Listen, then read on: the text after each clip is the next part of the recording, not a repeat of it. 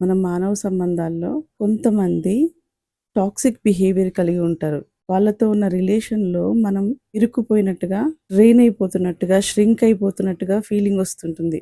అలా జరుగుతున్నది కూడా మనం గమనించుకోలేము.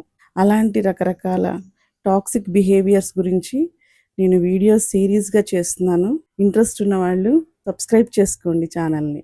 మీకేదో ప్రాబ్లమ్ వచ్చింది, ఒక కష్టం వచ్చిందనుకోండి, ఎవరితో అయినా పంచుకుంటే మనసు తేలిగ్గా ఉంటుందని భావిస్తారు. ఫ్రెండ్ దగ్గరకో, పార్ట్నర్ దగ్గరకో వెళ్తారు. విషయం చెప్పాలని స్టార్ట్ చేస్తారు. కానీ మీరు చెప్పేది పూర్తిగా వినకుండానే, ఇదేమంత పెద్ద ప్రాబ్లము, దీనికంటే ఇంకా పెద్ద ప్రాబ్లమ్ నేను ఫేస్ చేశాను అనేసి వాళ్ళ స్టోరీ చెప్పడం స్టార్ట్ చేస్తారు. ఇది స్వార్థం కాదు. సంబంధాలలో సానుభూతి లేకపోవడం, ఎంపతీ లేకపోవడం. ఎంపతీ లేని వాళ్ళు ఎలా ఉంటారంటే, మీ బాధ కంటే వాళ్ళ బాధే పెద్దదన్నట్టు వాళ్ళ సమస్యల్ని సెంటర్ స్టేజ్‌లో పెట్టి చూపిస్తూ ఉంటారు.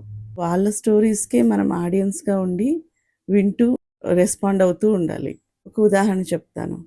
భార్య రోజంతా పనిచేసి అలసిపోయిందనుకోండి, భర్త ఆఫీస్ నుంచి రాగానే నేను చాలా టైర్డ్ అయిపోయాను అని బాధని చెప్పుకోవాలని అనుకుంటుంది. ఆ భర్త అసలు పట్టించుకోడు. వెంటనే ఇంట్లో ఉండే పని ఎక్కువంటే నేను ఆఫీస్‌కెళ్ళి ఎంత పని చేస్తున్నాను, దానికి తోడు ట్రాఫిక్ ఎంత ఎక్కువుంది అనేసి తను చెప్పుకునే బాధని డైవర్ట్ చేసేస్తాడు. ఆయన కష్టాన్ని చూసి తన అలసట పక్కన పెట్టేసి ఆయనకి టీ తీసుకొనొచ్చి సపర్యలు చేయడం మొదలుపెడుతుంది.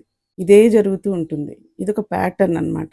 ఇలాంటి వాళ్ళు ఎలా బిహేవ్ చేస్తారంటే, అదసలు మనది సమస్యే కాదన్నట్టు దాన్ని తక్కువ చేసేసి, అంటే దాని మీద ఒక జోకేసి దాన్ని తేలిగ్గా తీసేస్తుంటారు.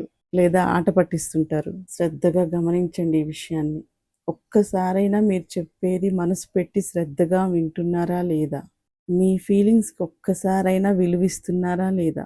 ఎందుకంటే ప్రతి రిలేషన్‌లో ఉండాల్సింది ముఖ్యంగా సానుభూతి, ఎంపతీ ఉండాలి. వాళ్ళ కష్టం చెప్తున్నప్పుడు వారిని శ్రద్ధగా విని షేర్ చేసుకునే విధంగా ఉండాలి. అలా లేకపోతే ఆ బంధంలో లోపం ఉన్నట్లే. మీ లైఫ్‌లో కూడా ఇలాంటి వాళ్ళు ఎవరైనా ఉన్నారా?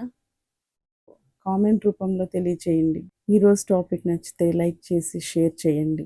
మరిన్ని వీడియోస్‌తో మీ ముందుంటాను. Be bold and be positive. Thank you.